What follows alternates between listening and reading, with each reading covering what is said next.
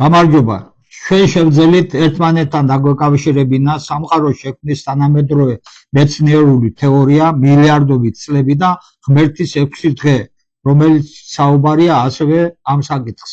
ამგვარი მეთოდი ჯერ არავის გამოუყენებია და ეს ჩვენი მიგნება მიყვეთ განხილვას დღეების მიხედვით და მიუსადაგოთ სამეცნიერო მონაცემები.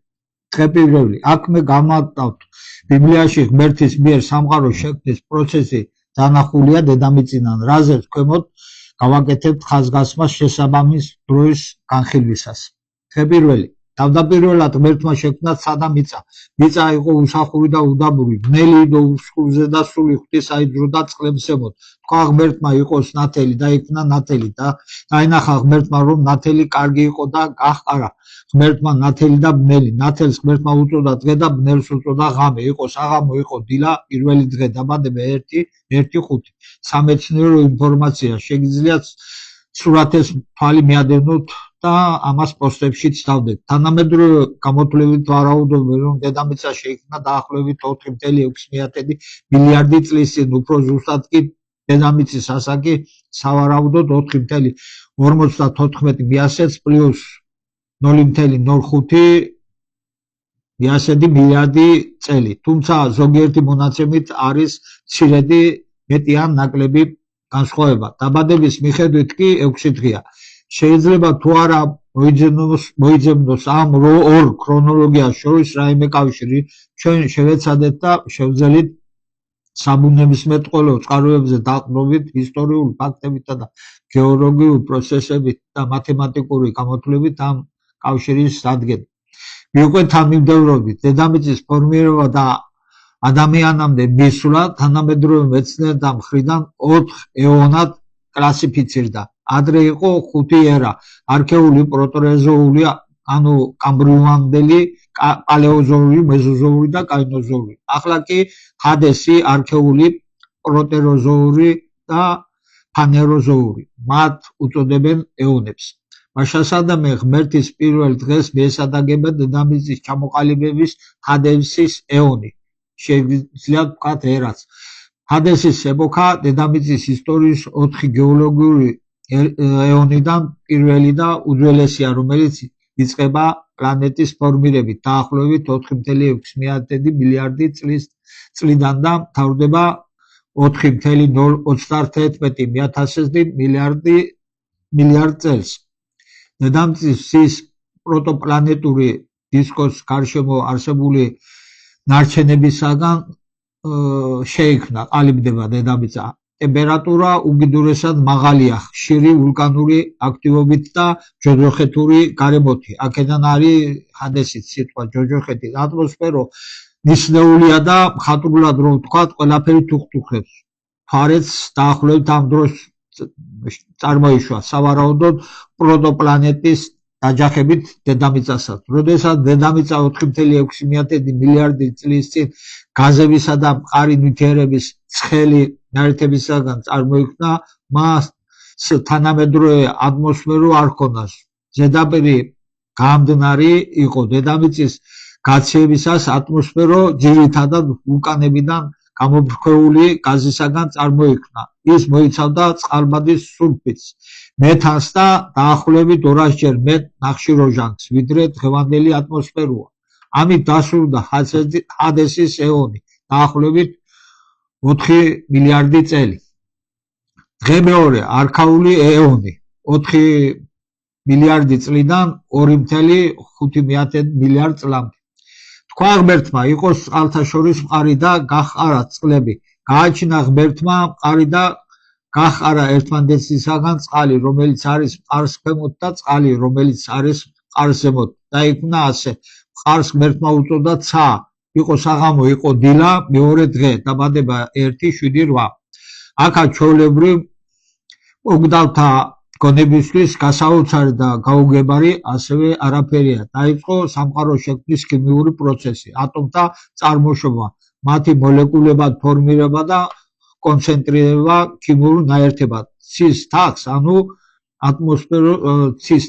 ატმოსფეროს ჩამოყალიბება. სამეცნიერო ინფორმაცია. არქეულის დროს დედამიწა ძირითადად წყლის სამყარო იყო, არსებობდა კონტინენტური ქერქი, იყო წყალთაშორის წყარი, ზოგიერთი იშვიათი რელიქტური კრისტალის ჰადესის ცირკონი გარდა.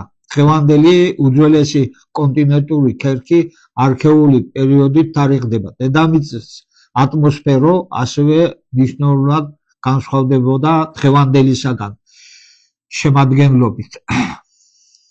პრებიოტიკური ატმოსფერო მდიდარი იყო მეთანით და არ შეიცავდა თავისუფალ ჟანგბადს.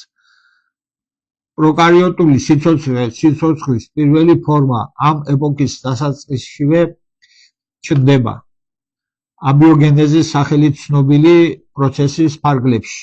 ატმოსფერო ვულკანური და სითბური გაზებისაგან შედგება.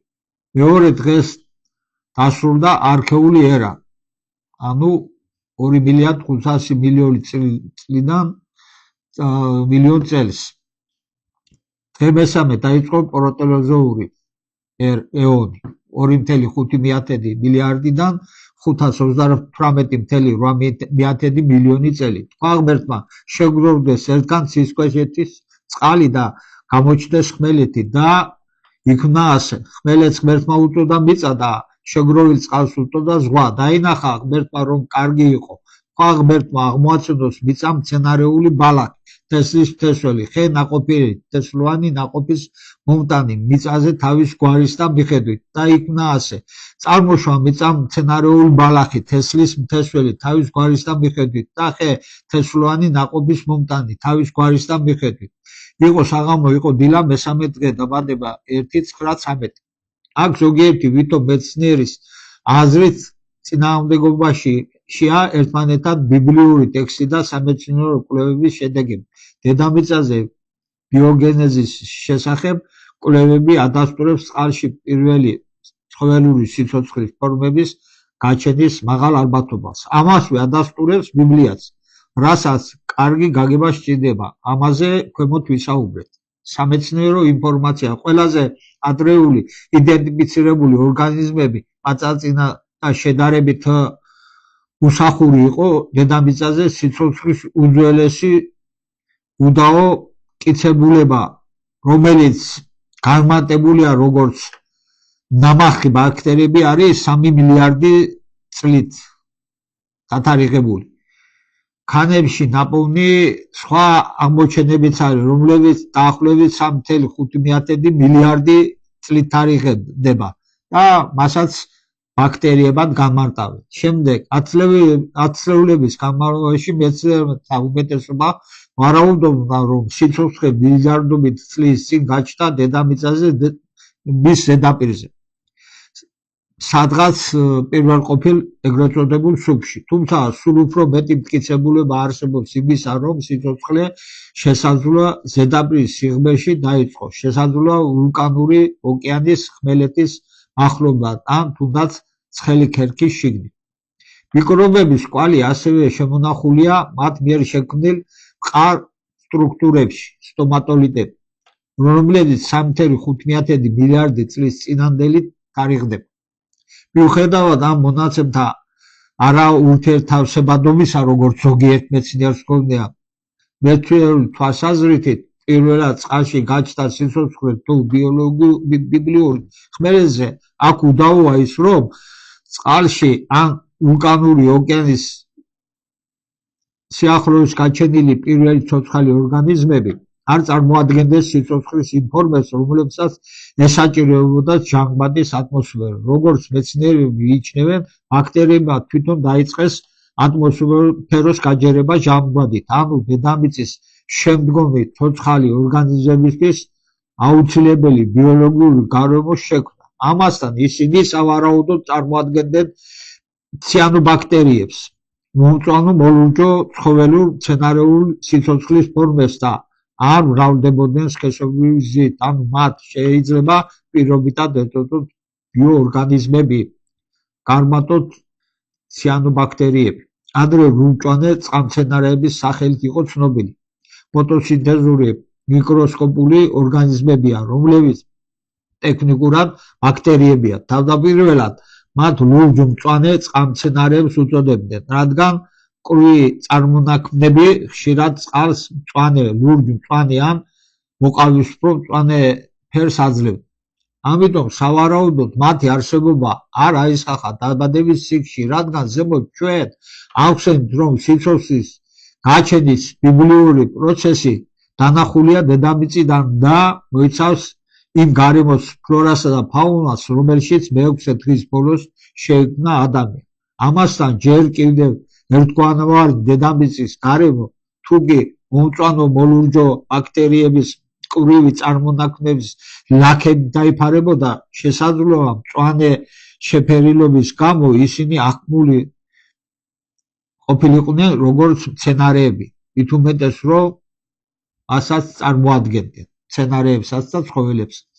ამასთან არის ასეთი ვარაუდიც, რომ ეს პრიმიტიული სიცოცხლის ფორმები კოსმოსიდან იქნენ იმპორტირებულნი მეტეორიტთა მეშვეობით. ეს არის სიცოცხლის ეგრეთ წოდებული პანსპერია, რაც გამორიცხავს მათ წარმოშობას დედამიწაზე.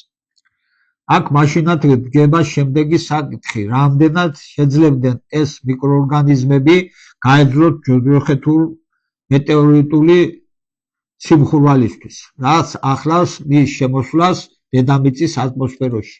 პასუხი მარტივია, მაშინ არ იყო ასეთი ატმოსფერო და არ ჯოჯოხეთური ტემპერატურა დაფიქსირდებოდა. ამიტომ მიკროორგანიზმები ასეთ მოგზაურობას გაუძლებდნენ. არქეულ ეონში დედამიწის ატმოსფერო თითქმის არ შეიცავდა ჟანგბადს და არც მეტეორიტის ტემპერატურა იქნებოდა ჯოჯოხეთური.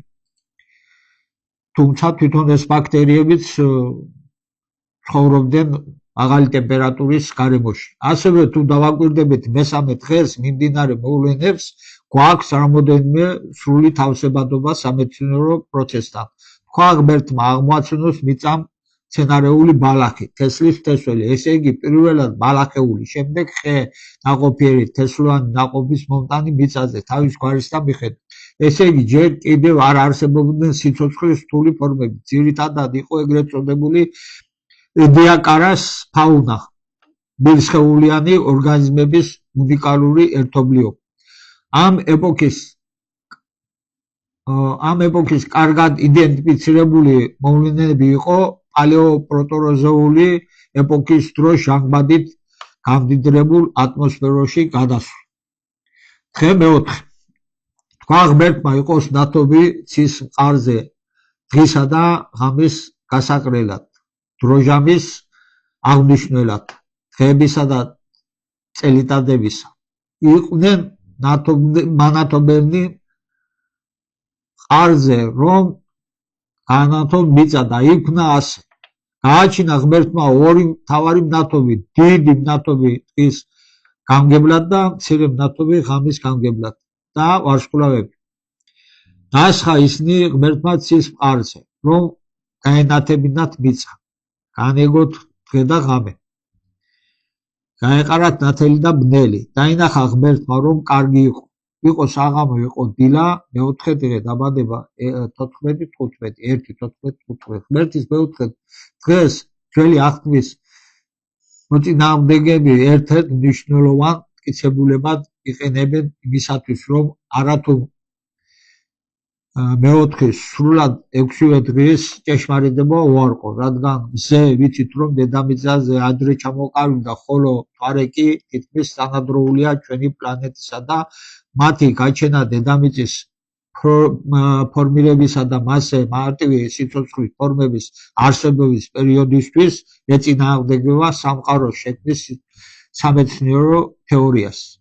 აი ასე პრიმიტიულად ვითომ და ადასტურებენ თავიანთ ათეისტურ შეხედულებას და უარყოფენ ღმერთს. აქვე გეტყვით, რომ თითქმის ყველა დიდი მეცნიერი უშვებდა ღმერთის არსებობას გარდა საბჭოელებისა. შეგიძლიათ გაეცნოთ თქვენ თვითონ ამ გამონათქვამეს. ჩვენ კი მეოთხე დღეს ნათობთა ამოჩენას დედამიწის ცის თაღზე და მათ ფორმირებას აგიხსნით შემდეგნაირად, რაც არ მოდის წინააღმდეგობაში სამყაროს წარმოშობის უახლეს თეორიასთან. აქაც დედამიწიდან უნდა დავინახოთ მეოთხე დღეს მიმდინარე მოვლენები. ამ დღემდე უკვე დედამიწაზე სახლობდნენ მიკროორგანიზმები. ატმოსფერო გაჯერებულია ჟანგბადით. გამჭვირვალეა და შესაძლებელია ცის თაღზე ციური სხეულების დანახვა. მათ შორის მზისა და მთვარისა. თვითონ ისინი გადასული არიან ეგრეთ წოდებულ სტაბილიზაციის ფაზაში. ასევე ატმოსფერო ფორმირებულია იმ სახით, რომ დედამიწა მზად არის ფლორისა და ფაუნის სიცოცხლის სხვადასხვა ფორმების მისაღებად. რთული ფორმების აღმოცენებულია მცენარეები, ირჩევა დღისა და ღამის ფაზები. ფიქრობთ, რომ სწორედ ამის გამოა გადანაცვლებული ციურ ნავთობთა ადგილი დაბადებაში და ამ მოვლენამ მეორე ან მესამე დღის მოვლენებში ამიტომაც ვერ პოვა ასახვა. თუმცა ეს არ გახლავთ მყარი არგუმენტი და მხოლოდ მოსაზრება ამასთან გვინდა შემოგთავაზოთ აპოკრიფიდან, იუბილეების წიგნიდან, ანუ ეგრეთ წოდებული მცირე ბიბლიიდან ამონარიდები ღმერთის მიერ სამყაროს შექმნის თაობაზე. ციტატა: რადგან პირველ დღეს მან შექმნა ცა, რომელიც ზემოთაა, დედამიწა, წყლები და ყველა სული, რომელიც მის წინაშე მსახურობს. მეორე თავი. მაშასადამე აქ პირველივე დღეს არის მითითებული ცის თაღის შექმნა, თანაც ღმერთის მიერ სამყაროს შექმნის პროცესი ამით იწყება. მერე დედამიწაო და ასე შემდეგ. ეს მონაცემები კი სრულად თავსებადია სამყაროს შექმნის სამეცნიერო თეორიასაც. აქვე გამმარტავთ, რომ ჩვენ ამ მონაცემებს არ ვიყენებთ რელიგიური საკითხების რევიზიისათვის და ვახდენთ მხოლოდ ფაქტების კონსტატაციას. მით უმეტეს, რომ აფრიკელი მართლმადიდებლების ნაწილი ამ აპოკრიფს აღიარებს. გამეორდეთ, იუბილეების წიგნის მიხედვით ცის თაღი შეიქმნა პირველ დღეს.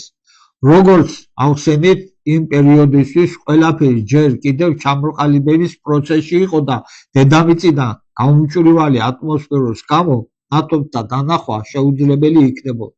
მაშასადამე დადგა დრო გადავიდეთ სამყაროს შექმნის მეხუთე დღეზე.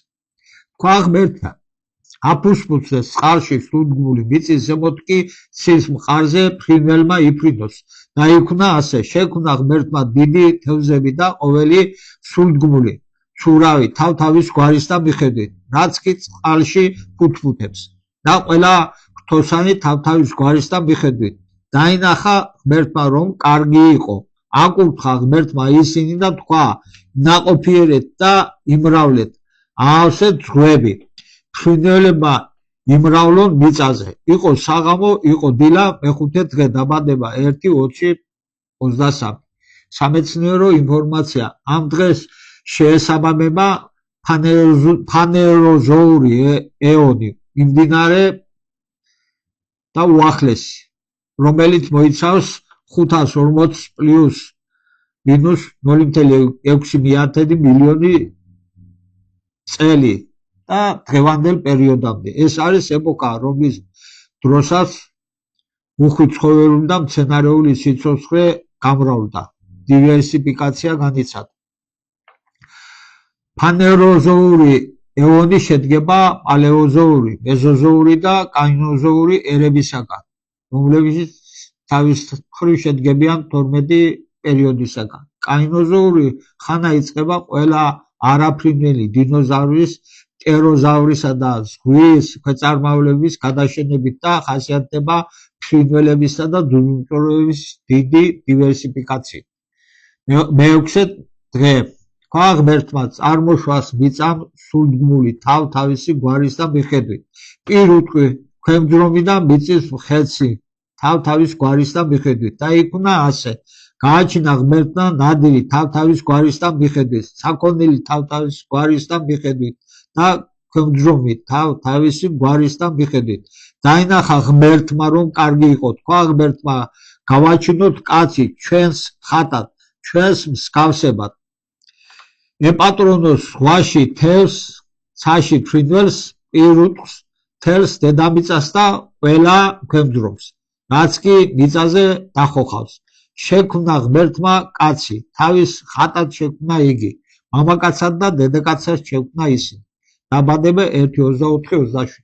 ამ დღეს შეესაბამება ფანეროზოური ეონის პალეოგენი, ნეოგენი და მეოთხეული პერიოდი.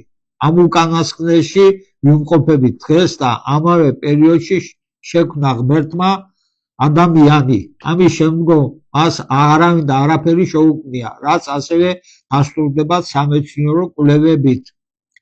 არის კიდევ ერთი მნიშვნელოვანი ეგრეთ წოდებული შტრიხი. პირველი დღიდან ვიდრე მეექვსე დღის ბოლომდე, ადამიანის შექმნამდე, ღმერთი მხოლოდ სიტყვით ქმნიდა მატერიალურ სამყაროს. დღე პირველი იქმენი ნათელი, დღე მეორე იყოს წყალთა შორის დღე, მესამე შეგროვდეს ერთგან დღე, მეოთხე იყოს ნათობნი დღე, მეხუთე აფუთფუდეს წყალში დღე, მეექვსე წარმოშვას მიწამ და მეექვსე დღის ბოლოს და თქვა ღმერთმა, ქმნეთ კაცი ხატებისაებრ ჩვენისა და მსგავსეისაებრ. დაბადება 1:26. ხვდებით ალბათ, რასაც გულისხმობ. მან თვითონ მიიღო მონაწილეობა ადამიანის შექმნაში. აღარაფერს ვამბობთ ერთი ადამიანიდან, ანუ Y ქრომოსომული ადამიანიდან ყველა თანამედროვე ადამიანის წარმოშობას. საოცარია, პირველი ბიბლიური ჩანაწერები განეკუთვნება ძველი წელთაღრიცხვის მე-14-მე-13 საუკუნეებს და საიდან უნდა სცოდნოდათ უძველეს ადამიანებს სამყაროს შექმნის შესახებ ინფორმაცია იმ სიზუსტით, რომ ამ ცნობების უმრავლესობა თანამედროვე საუკუნეში იქნა მხოლოდ არგუმენტირებული და ამას დაემატა ჩვენს მიერ გაშიფრული ბაშკვლების სპილის ტექსტი, რომელიც ასევე შეიცავს წარღვნის პერიოდს და უფრო ადრინდელია, ვიდრე ის ძველი წელთაღრიცხვის მე-14-მე-13 საუკუნე, გაცილებით ადრინდელი. ამაზე ვიდეო გვაქვს ჩაწერილი და გთხოვთ უყუროთ. სულ ეს არის. მგონი საინტერესო იყო. გამოიწერეთ ახლა, უყურეთ ჩვენს ვიდეოებს და მოგწერეთ კომენტარები. დიდი მადლობა.